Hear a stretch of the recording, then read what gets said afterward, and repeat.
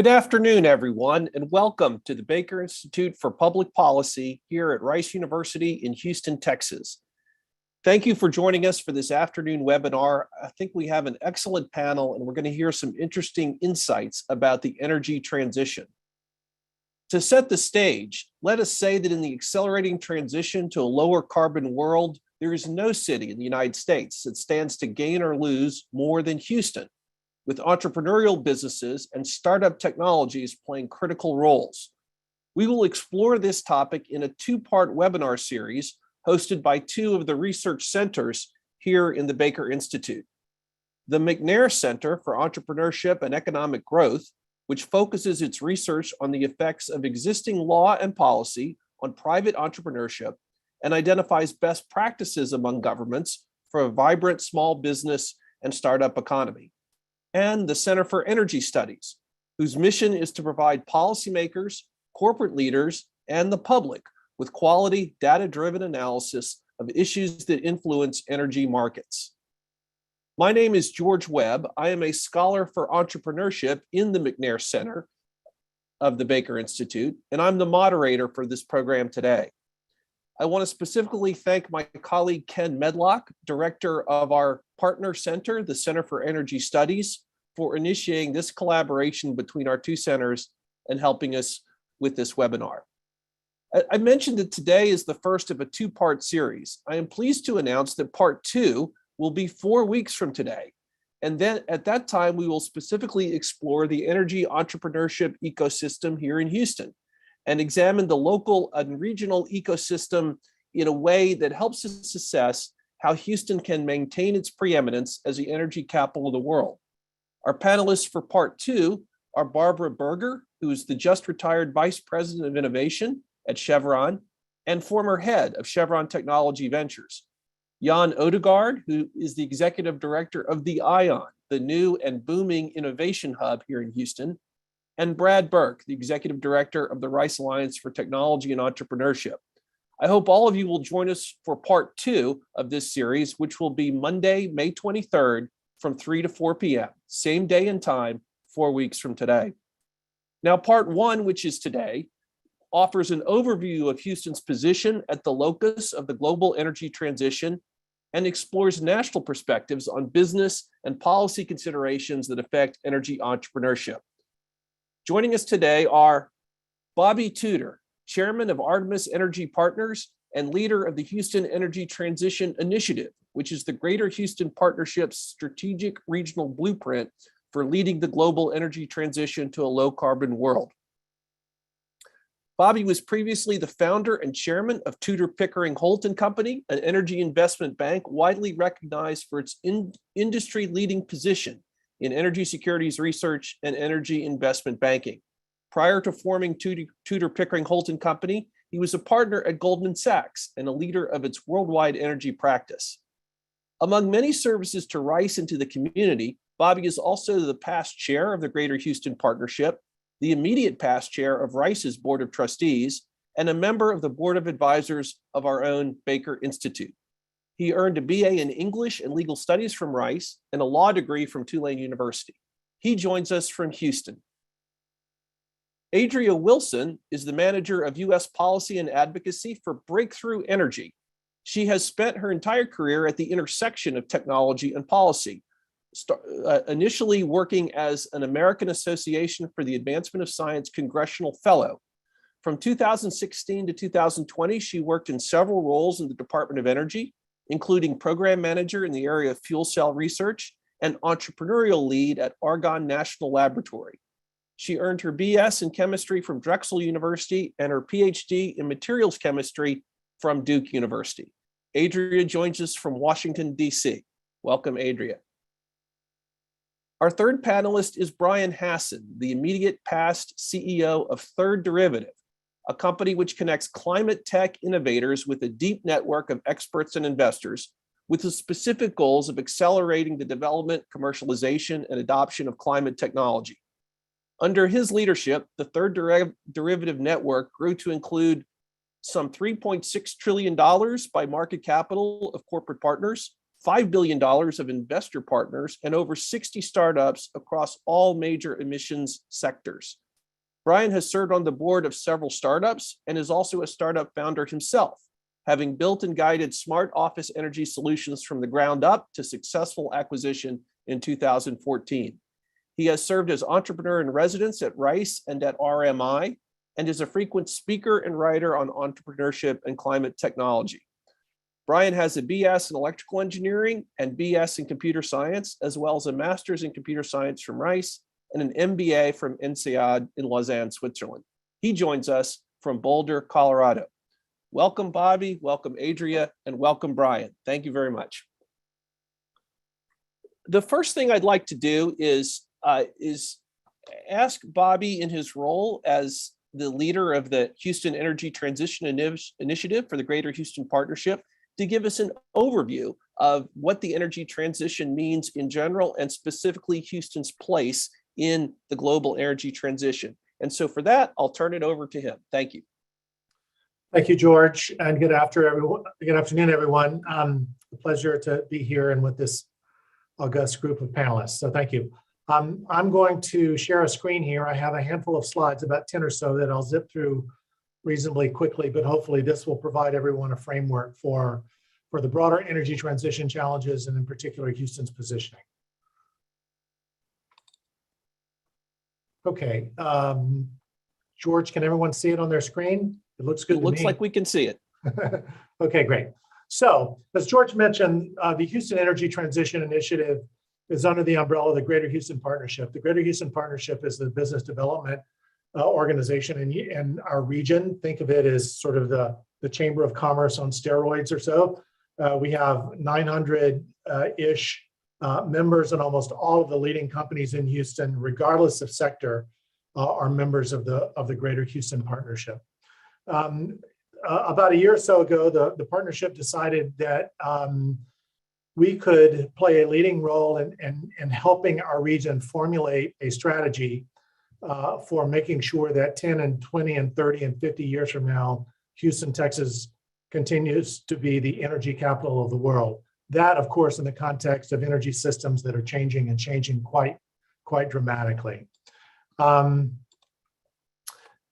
Here on this first slide, you see a single page that sort of lays out the future, somewhat simplistically, arguably, but this slide would be one that I would say is fairly broadly accepted by the academic and industrial world around what the world's energy economy is likely to look like over the next 20 to 50 years. And what you see here is that there are expected to be pretty massive changes, especially as regards sources of renewable power, which we would expect to double between now and 2050, and the use of, in particular, of coal, which we would expect to be cut in half, of natural gas, which we would expect to continue to grow for a while before declining, but still maintaining a meaningful share, and oil with overall demand decline over this period of time.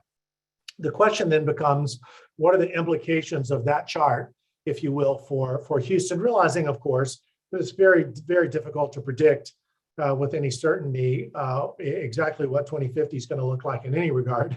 But I would say there's a pretty broad consensus, both among energy and non-energy players, that global demand by energy sources likely looks something like this in 2050. In light of that, what are the implications for Houston? We are suggesting that even in a business as usual scenario, which you see on the left-hand side of this page, we stand to lose something like 250,000 jobs over this period of time. That, when I say business as usual, what I mean is no major policy changes, simply ongoing transition towards higher use of renewables, lower global oil demand, relatively flat natural gas demand, but improved efficiencies in the incumbent energy economy. So even in a world without major policy changes, where we just kind of continue to do what we're doing, we would expect Greater Houston to lose 250,000 or so jobs. That's on a total base of about 1.1 million energy-related jobs. If you think about the greater Houston market as having about 2.2 million jobs, about 2.4 million jobs or so, and we're talking about 40% of all jobs in Houston either being directly related to the energy market or indirectly related to the energy market. So a 250,000 job loss in that context is quite large. And then we looked at two other cases. One we call accelerated transition, and another one we call the 1.5 degree centigrade pathway, in which case things move much more quickly, which is very plausible. And in fact, the potential job losses were very large, up to 650,000 jobs. So on a total job base in Houston of 2.5 million jobs or so by that period of time, that's obviously a very, very large sort of economic hit to our economy. So that, in some sense, this slide frames what we have at stake in Houston.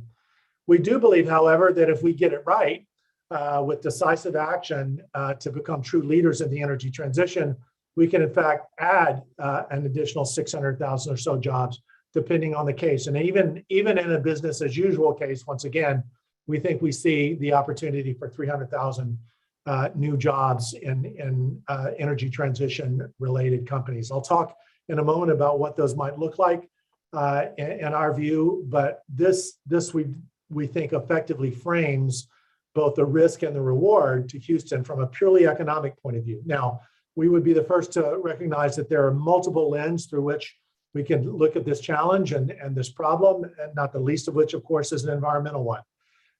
This happens to be primarily a commercial lens. It's sort of the job of the Greater Houston Partnership to think about the world that way, and we're using jobs as an effective proxy, if you will, for prosperity. So with that as background, here's how we think about the capability sets necessary for that transition. And the important point here is that Houston actually has a lot of these in spades today. Not all, and there are certainly some areas like digital data and automation where we continue to be behind the curve, but there are others like repeatable project management, infrastructure, sustainable operations, regulatory and partnerships, where because of our history in the incumbent energy world, we have excellent skill sets. I think it's important to remember that so much of the energy transition is related to chemistry and chemical engineering. And our region has a higher percentage of chemical engineers per capita than any other region in North America by a long shot. It's a very STEM-heavy workforce. We have a lot of engineers. We have a lot of project-oriented people, and we're starting from a good space in that regard. Those 9 capabilities represent about 75% of what we think would be the 2050 energy capability needs in a world that has transitioned pretty dramatically towards a more electrified economy. The areas where we still need more, if you look on the right-hand side of this page, you'll see digital data and automation in the upper right-hand corner, where we would need to be up about 200,000 jobs, and even in repeatable project management, just given the nature of these big projects, while we have a lot of those already, we would still need to add another 200,000 jobs or so there. But all in all, we're reasonably well placed, and I would argue better placed in this regard, certainly than most major metros in the country. So here is our initiative, our kind of vision, if you will. A lot of this is sort of motherhood and apple pie.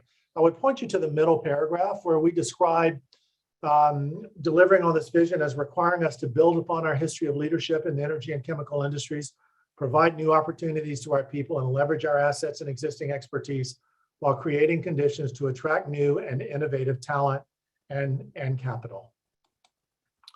So what are we doing about it? We have action planned across value chains in 3 domains. The first would be to jumpstart emerging sectors where we believe Houston has a distinct advantage. Those would be the whole CCUS space, hydrogen, the circular economy of end-to-end plastics recycling, and then all things energy storage related, whether battery manufacturing or other forms of energy storage. These are areas, whether because of our location, our strength in the incumbent industry, our current infrastructure, or our skill sets, we believe we have a bit of a head start on most of the rest of North America, if not the world. The second domain would be to attract and support companies and establish new energy industries, like the solar and wind business, where Houston is already a meaningful player, and we want to continue to build in those sectors and grow on it. We would also point to the renewable natural gas space, low carbon LNG, and biofuels, all the spaces where Houston has leading companies, leading projects, leading assets, leading activities, but we feel like we can and should do more and continue to strengthen that. And then finally, we want to deploy cross-cutting initiatives to attract and grow companies in all energy value chains, not just areas where we have incumbent strength like CCUS and hydrogen and the circular economy. So we would point to the decarbonization of industry broadly defined, or energy efficiency, carbon trading, nature-based solutions of all sorts, advanced materials. I've already referenced the whole space of chemistry and chemical engineering, geothermal energy, et cetera, et cetera, et cetera. Much of that will involve innovation and entrepreneurship. And I think from our perspective, there are a lot of areas that have to work effectively together for all of this to work. The incumbent industry, big business, academia, philanthropy, the government, and the entrepreneurial and innovation community. If we're going to meet these dual challenges of continuing to supply the world with reliable and affordable energy, while at the same time transitioning rapidly to dramatically lower CO2 emissions, we're going to have all of those institutions effectively working together. So what will we do? We will try to boldly innovate and create cross-industry pilots where we can effectively connect the dots between those institutions that I just described. What's going on in CCUS with a big consortium of 16 companies seeking to do a $100 billion project along the Houston Ship Channel is an example of that. We want to attract leading energy companies and startups. I think all of you know, or many of you may know, that Greentown Labs, which is North America's largest climate tech accelerator, opened in Houston a year ago. Their second facility in North America after their headquarters in Somerville, Mass. And within the first year, they already have 60 startups. An anecdote would be that it took them 6 years. It took them 6 years in Somerville, Mass, to get to 60 startups. There's an explosion of activity in the space here in Houston, and a lot of it is around energy startups. Branding and urban infrastructure is another important piece of this. Part of this is making sure the world understands that we are on board and being a partner in solving this massive challenge instead of being a hindrance. It's also important that the world knows what we actually are doing. And in that context, having Houston be seen as a real a leader and a proactive action taker is really critical to all that. Funding. This is going to take a ton of money. According to the IEA, we're currently spending less than $1 billion a year on all things energy transition related, and we need to be spending about $4 billion a year for the next 30 years or so. That would, when I said billion, I'm sorry, I meant trillion.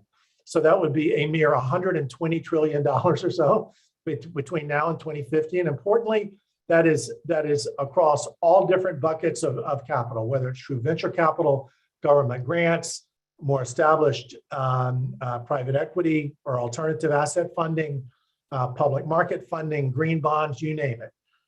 We are going to need a lot of money to make this happen, at least on a time frame that will work to solve the problem. Cross-sector thought leadership. This is another area where we feel like we at the partnership can make a difference by connecting the dots amongst all the players here and convening the right stakeholders to collectively push the thinking on energy transition and owning the agenda associated with that. Talent reskilling, I've already talked about.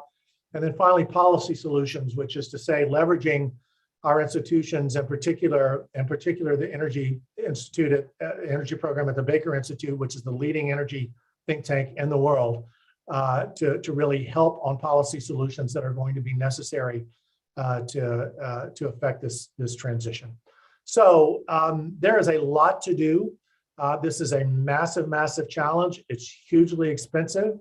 but the world is depending on us. And when we launched this at the partnership, and I made a big speech to the community around it, one of my comments was that we have both an opportunity and a responsibility here in Houston to be a leader in solving this problem. And importantly, it's highly unlikely to get solved without us.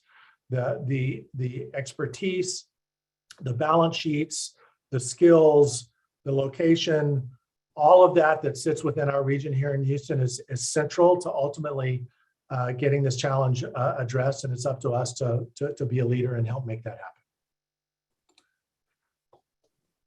So I will pause there, George, and certainly look forward to the dialogue and answering any questions.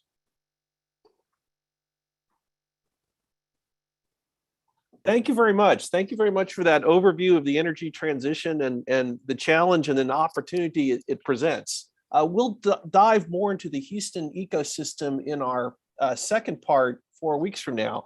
But to gather a national perspective, first, I want to talk with Adria and Bryan a little bit. And Bryan, let me ask you, can you tell us a little bit more about Third Derivative and your particular involvement in the energy transition and energy entrepreneurship, just so we'll understand your experience and where you're coming from?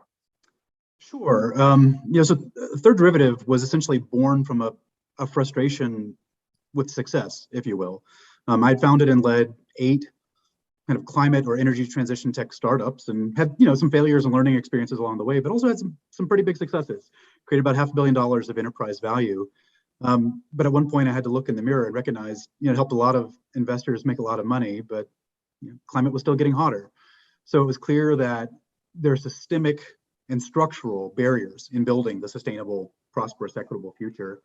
And many of them are specifically multi-stakeholder challenges, right? It takes a village to commercialize, deploy, and massively scale these kind of hard technologies. It takes transformational innovators, of course, but it also takes visionary investors, kind of global corporates to act as vectors of scale for these technologies, and policymakers to ensure that the regulatory environment is aligned with the outcomes that we're seeking. And too often, those were not terribly well coordinated. So we built Third Derivative to be the most ambitious, kind of deeply integrated innovation ecosystem for hard climate and energy transition tech ever before attempted, with the hopes that we could not only kind of get everyone working together for better and faster climate and energy tech kind of innovation outcomes, but in so doing, kind of de-risk the entire category so that we could attract those trillions of dollars that Bobby mentioned need to be invested. And George, as you kindly already mentioned, in less than 2 years, we built a really strong ecosystem, trillions of dollars of market cap of corporates, billions of dollars of early stage VC investor capital, and 80 now really promising climate tech startups ranging from cobalt-free batteries in Texas to mushroom-based leather in Indonesia to kind of cold chain logistics optimization in Nigeria and kind of everything in between, because it's going to take all of these working together. And we're pretty proud of what we've done so far. Attracted about $400 million in our first 2 years of catalyzed capital for these startups. And I've got to give a shout out to my panelist, Adria, because BEV has been one of our most ardent supporters, and we've co-invested with them on a number of really ambitious transformational deals. Well, Adria, please tell us what Breakthrough Energy's involvement and role has been in the energy transition, and specifically with respect to entrepreneurship. Sure. So Breakthrough Energy is a cluster of different programs and efforts. We all work under the same umbrella, and BEV is one of those efforts that's been around the longest and has been working with entrepreneurs to help fund ventures, of course. So that's one way that we get involved, and they have a specific mandate to focus on technologies and companies that, if successful, will realize over, I think it's 500 million tons of CO2 reduction per year, or the equivalent thereof. But we also have another program that's directly supporting entrepreneurs, kind of in recognition of what Bryan was saying. We need a pipeline of people who will carry innovative technologies forward.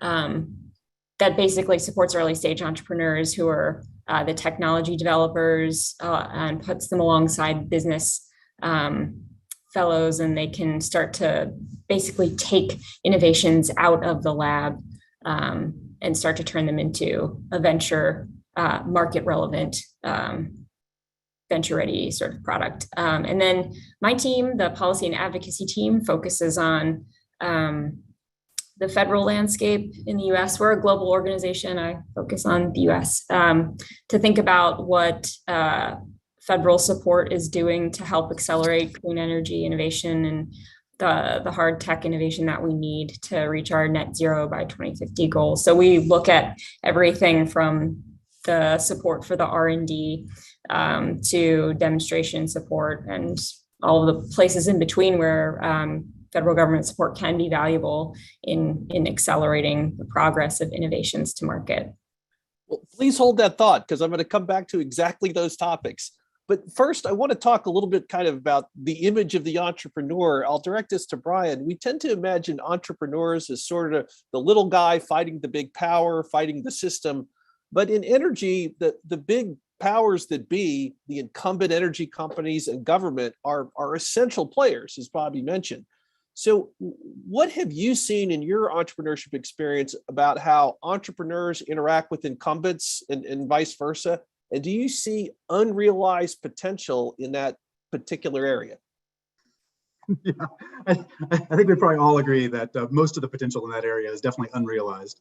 But there's cause for optimism for sure. And first, just to make sure we're all aligned, absolutely agree that the incumbents have massive roles to play in this space specifically, in innovation writ large, but especially in this space. And the good news is that incumbents and disruptors earnestly want to work together. You hear it all the time. Hey, we're here because we want to work with startups, or hey, we're here, because we want to work with corporates.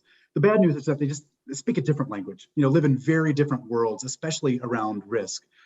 Any startup who's ever gone through a procurement process from a major energy company will know exactly what I'm talking about. It's like we're on completely different planets. And there often are lots of kind of multi-stakeholder catch-22s involved. It's not uncommon, for example, to have the government say, hey, we really want to work with this innovative startup, but we're only going to do it if we have some risk assurances that they have the backing of a big corporate who can kind of manage the contract.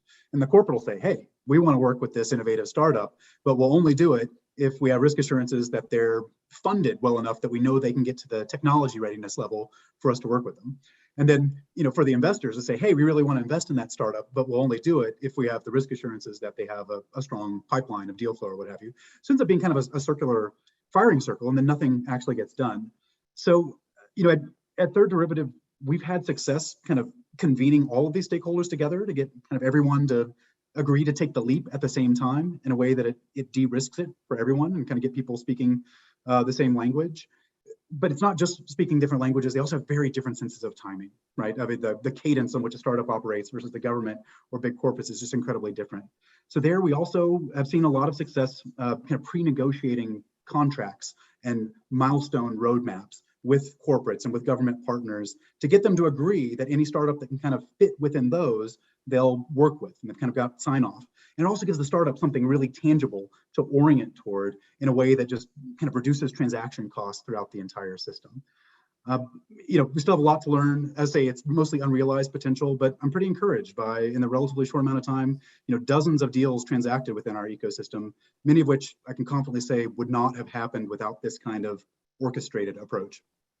That's very interesting. Thank you for sharing that. And Adria, coming back to what you mentioned, how does government support, or perhaps in some cases not as effectively as it could, support energy entrepreneurship?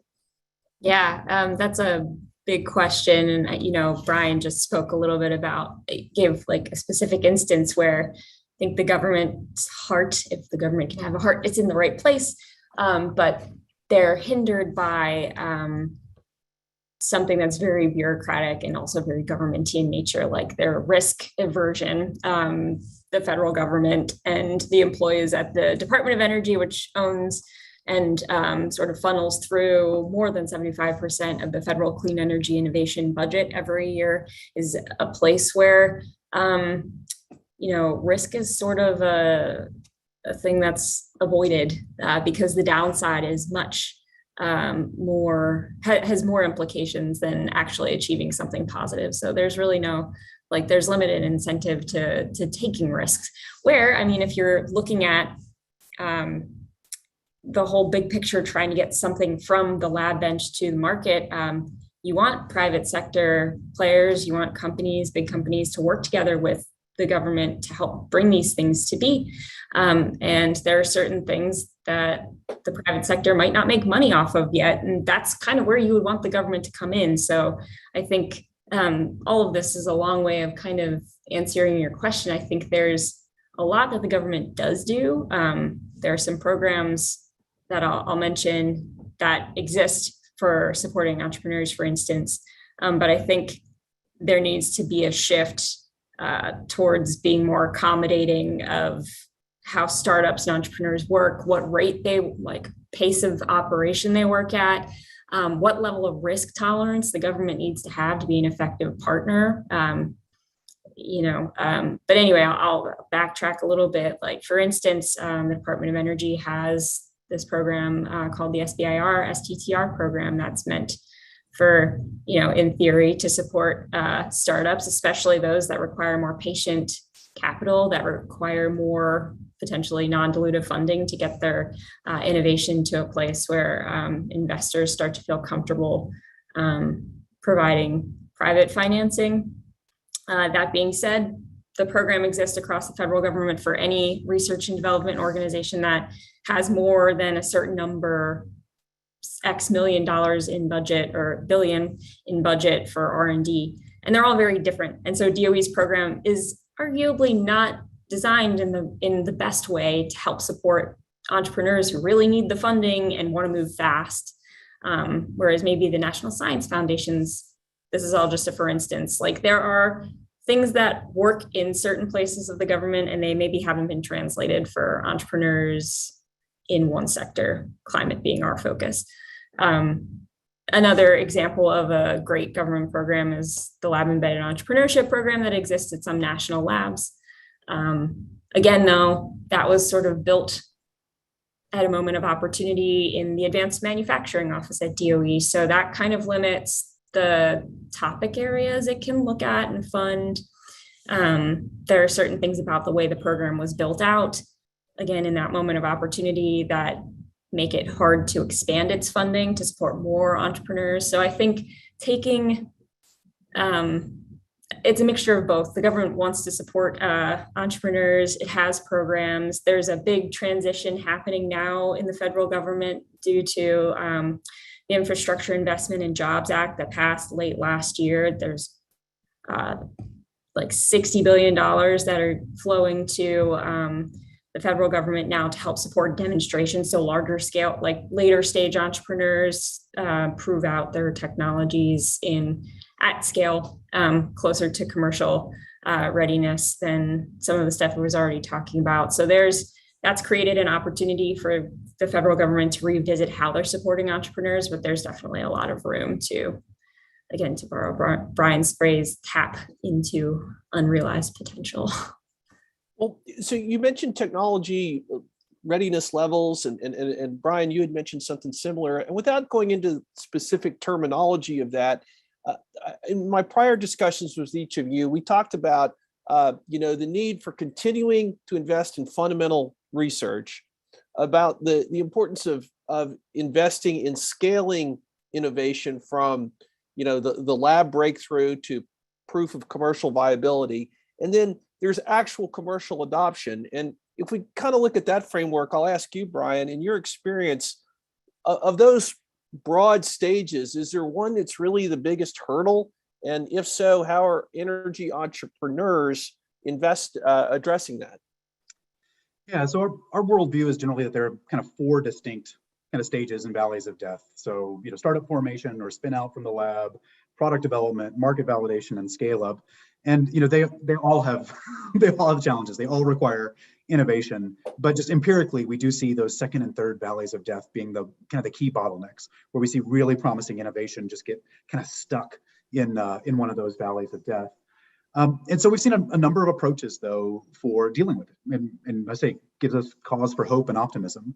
Some approaches, like what we've been doing at Third Derivative, are really trying to integrate stakeholders across that innovation chain for more smooth handoff from one phase to another, right? So an innovator doesn't have to kind of start all over from square zero, educating an entirely new set of stakeholders each time they kind of advance a stage, kind of bridge those valleys of death. We've also seen entrepreneurs taking much more innovative approaches to financing than just traditional venture capital. We've seen a lot of customer-led financing, which then kind of helps when they're ready for customer deployment. They already have the customers lined up through their cap table. And we've actually seen a lot of innovative crowdfunding and financing, including for projects, the likes of what kind of first of kind through fifth of kind projects, the likes of which traditional banks don't really have the risk appetite, but crowdfunding can kind of fill that gap. But perhaps most, inspiringly, we see a willingness to collaborate and partner across value chains that might traditionally have been more winner takes all types of approaches. So in ways that help startups kind of reduce their problem space and increase their chances of success. So as a specific example, we have a startup in our third derivative portfolio called Lodex that deploys light electric vehicles in India for last mile logistics. Really great startup. We think it can be really successful on its own. We also have a startup in India called Three Wheels United that does financing for light electric vehicles and fleets of light electric vehicles. Really great. We think it can be very successful on its own. Put them together though, and we think it de-risks the entire value chain and gives them both a significant chance of success. And so we've been really encouraged to see entrepreneurs and entire organizations with a much greater willingness to partner than we've seen previously. Well, thank you. And that tees up a question that I'd like to direct to Bobby about capital investment. You had mentioned in one of our conversations that in energy, the principal investors, mostly in energy entrepreneurship, the principal investors are mostly not the well-known Silicon Valley venture capitalists. So my question would be, who are the principal investors driving energy entrepreneurship? Bryan might have mentioned a few. And are there some important missing players in that? Yeah, it's really interesting to watch this world unfold right now because it truly is unfolding. We're still very, very early days in many ways, but the larger kind of name brand Silicon Valley firms did in fact jump into the space, 15 years ago or 20 years ago, quite aggressively, if you will.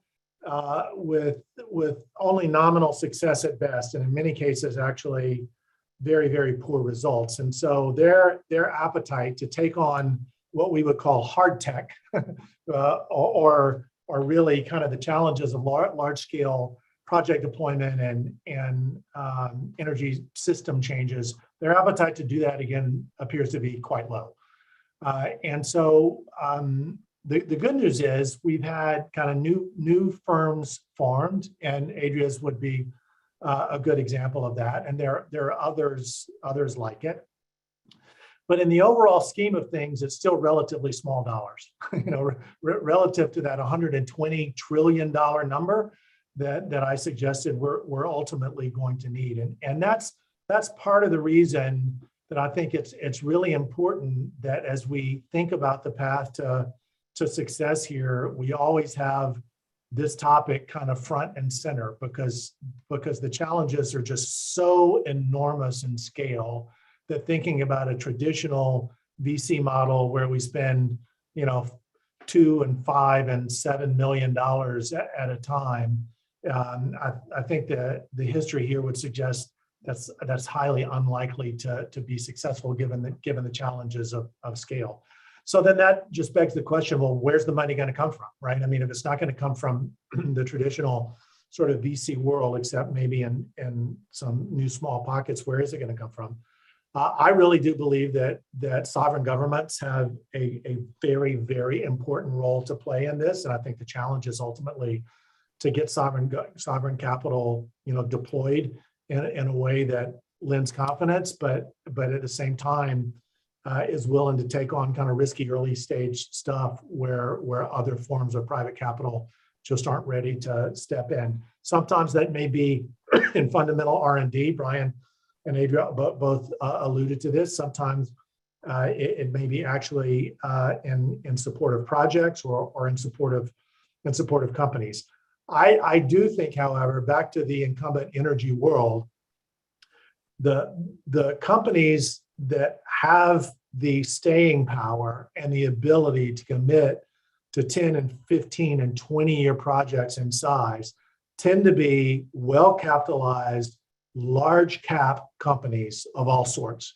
Sometimes they're more consumer oriented, they're big industrial companies, steel companies who are huge consumers of energy. Sometimes they're the big power companies. Sometimes it's the Chevrons and Exxon Mobils of the world. But we need the big corporate leaders around the world to be willing to risk some capital here and have a long-term view and keep their shoulder to the wheel over long periods of time to help make all of this happen. Adria, Bobby and Bryan have both mentioned the role that government can play.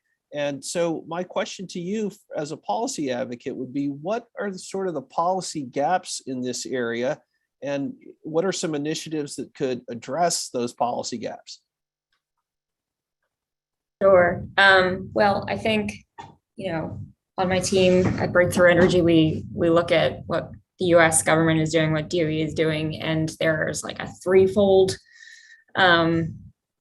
list that we have of things we think the government should be doing.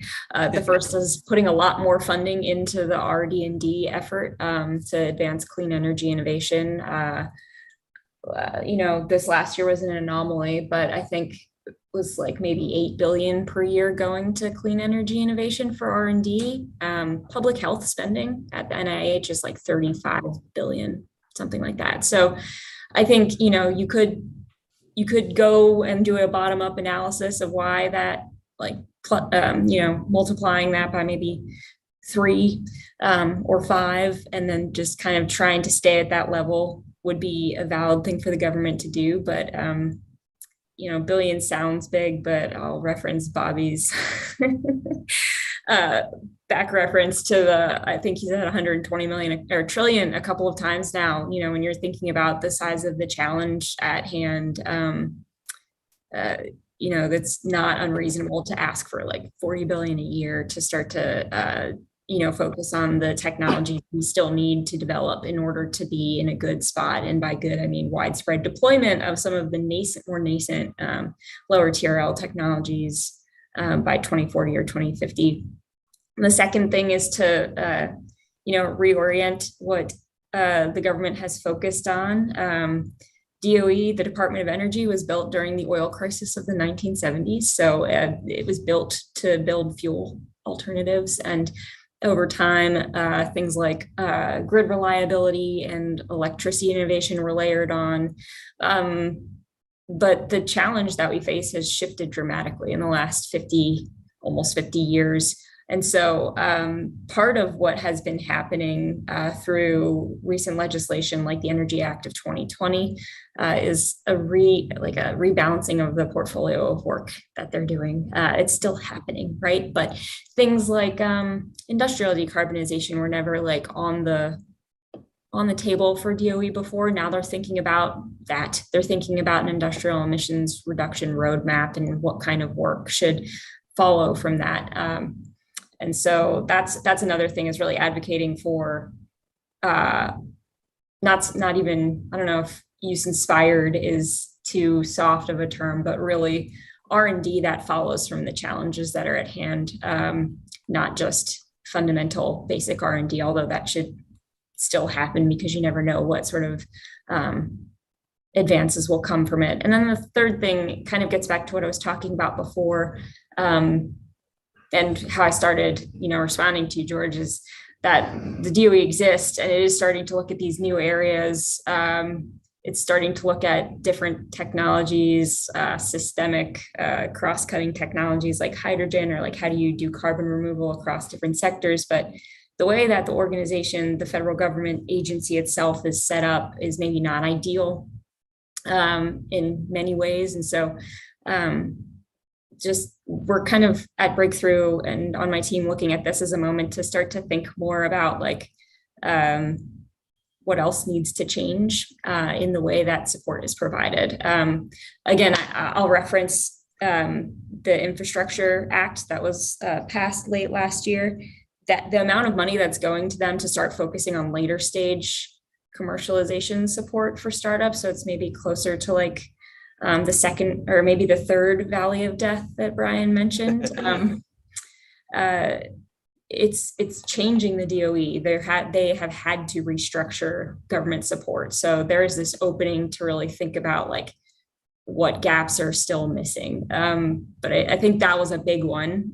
DOE was not doing a lot of project support except for at the loan programs office. And now there's a new office called the Office of Clean Energy Demonstrations that's starting to not only think about,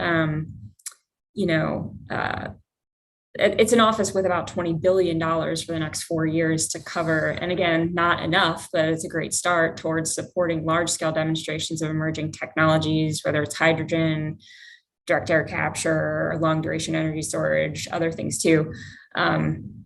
It's a great start to start filling in those gaps. And then the final thing I'll say is that the DOE is actually starting to talk amongst itself about how you create a pipeline and how, one hand knows what the other is doing. If this OSED office exists now, how can it look back at the applied energy offices in EERE or elsewhere in the organization that focus on energy and start to cultivate those projects so that they'll be in a good place to move into this new infrastructure focused area of support. So there's a lot of like detailed dynamics that need to resolve there, but I think we're at a moment where things are in a good spot and we just need more continuous support for some of that later stage demonstration and for the crosstalk within the agency. That's a fascinating exposition of the topic. Thank you very much, Adria. But Bryan, I'll kick it back to you. How do entrepreneurs, and I know it's hard to generalize, but how do entrepreneurs feel about government funding? I mean, everybody likes money, but government money is different. So how is that viewed as part of the entrepreneurial ecosystem?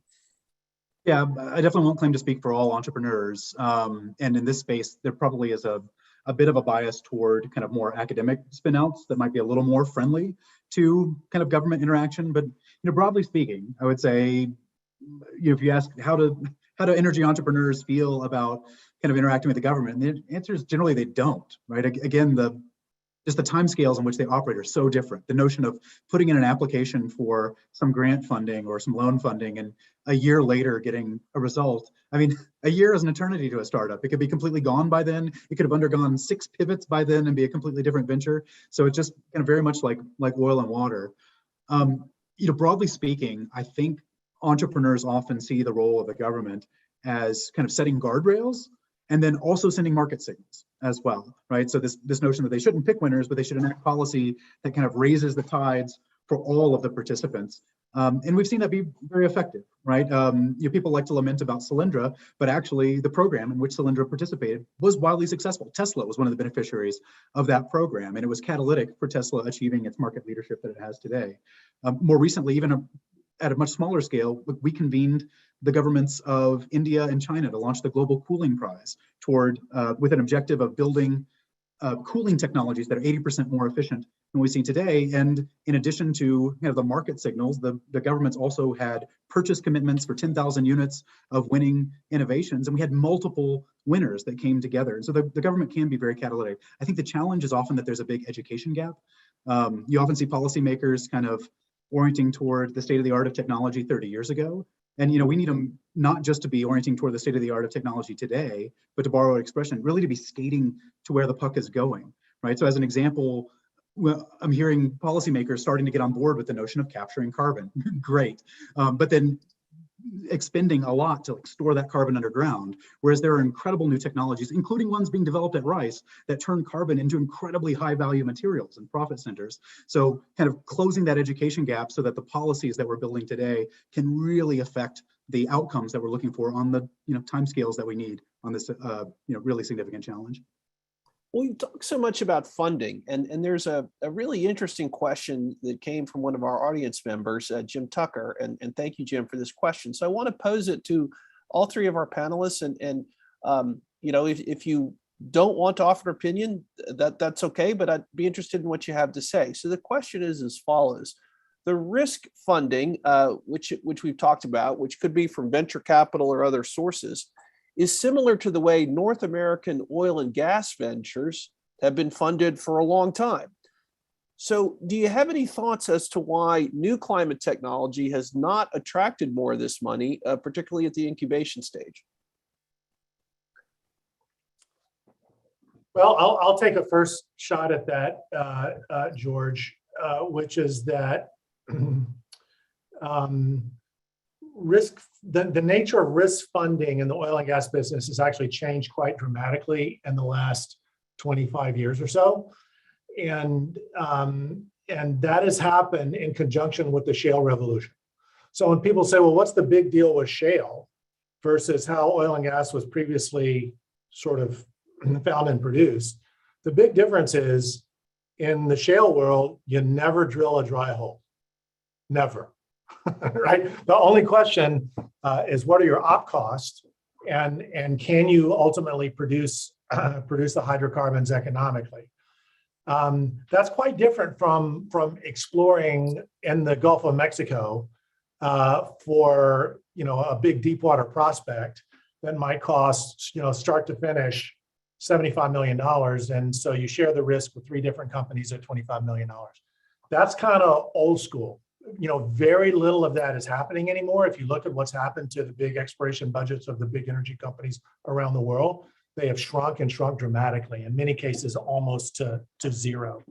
And so actually true risk capital for new unproven technologies is fundamentally different from the way the energy business kind of writ large has historically funded itself. This is new stuff, right? And part of the reason, and Bryan alluded to this earlier, part of the reason new technologies have such a hard time, breaking in, if you will, to the incumbent energy world, is that the cost of failure is just so big, capital-wise. I have a friend, one of the leading venture capitalists in Silicon Valley, told me once, look, if you give me $40 million, I can fund 4 software startups for the life of the company.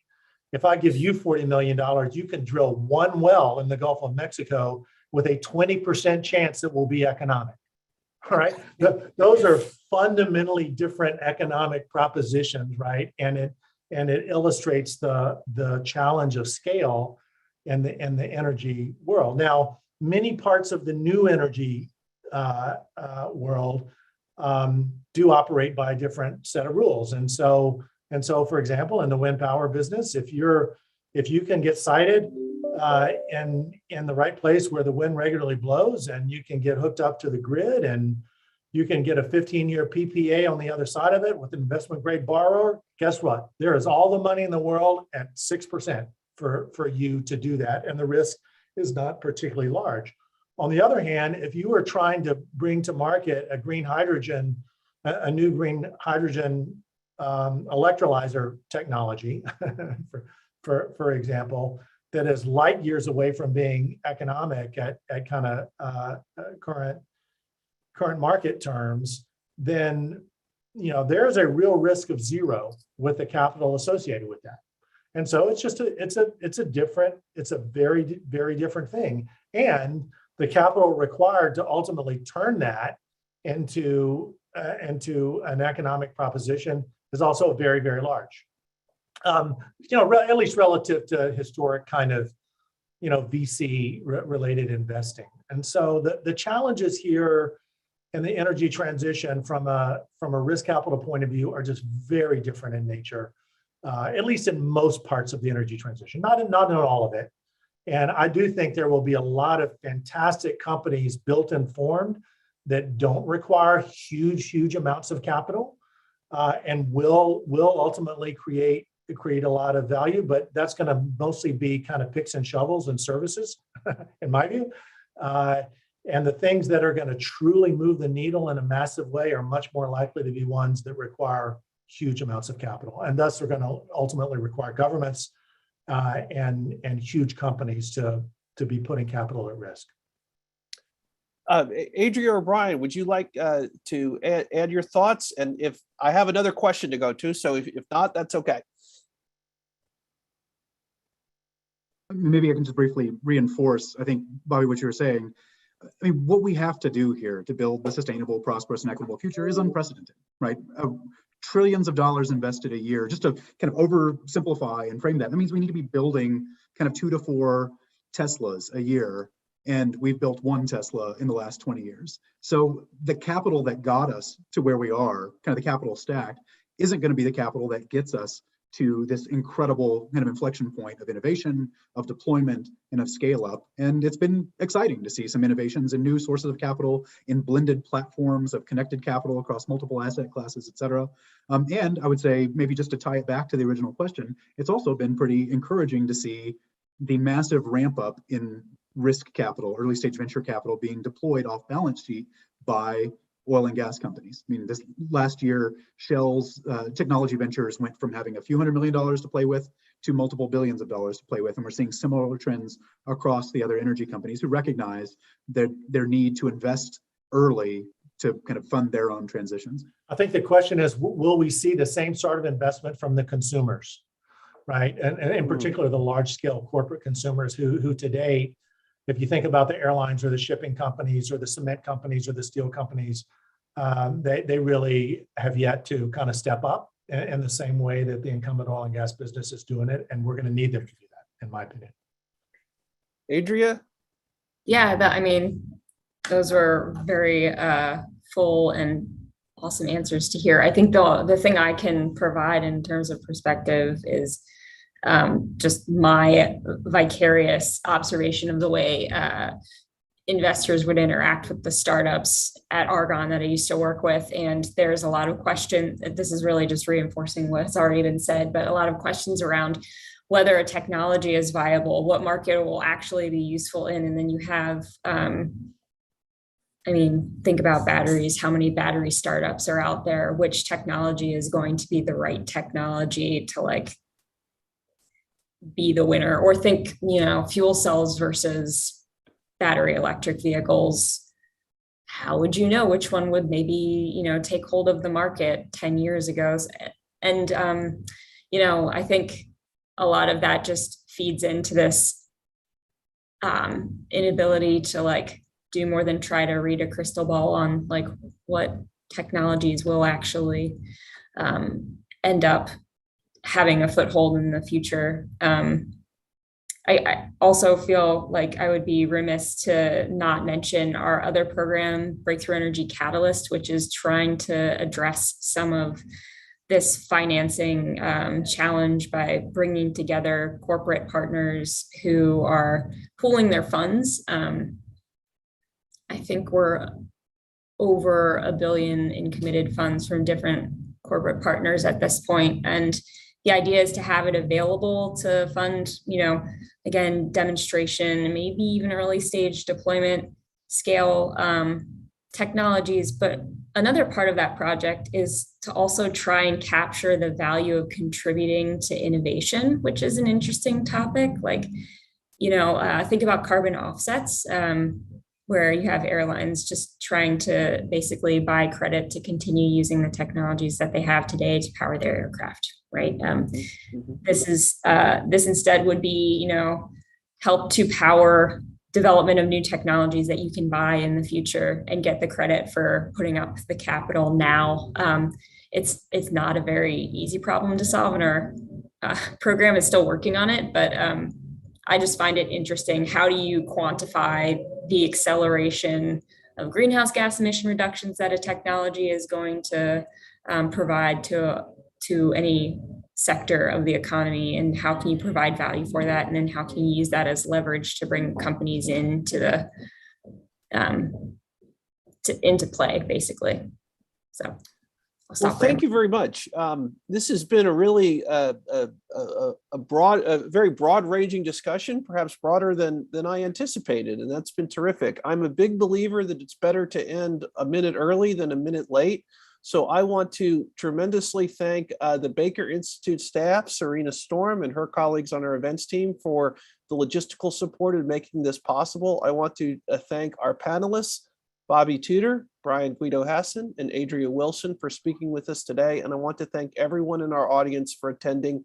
Please be sure to join us again on May 23rd for part 2 of Entrepreneurship and the Energy Transition, when we look in detail at the Houston energy ecosystem.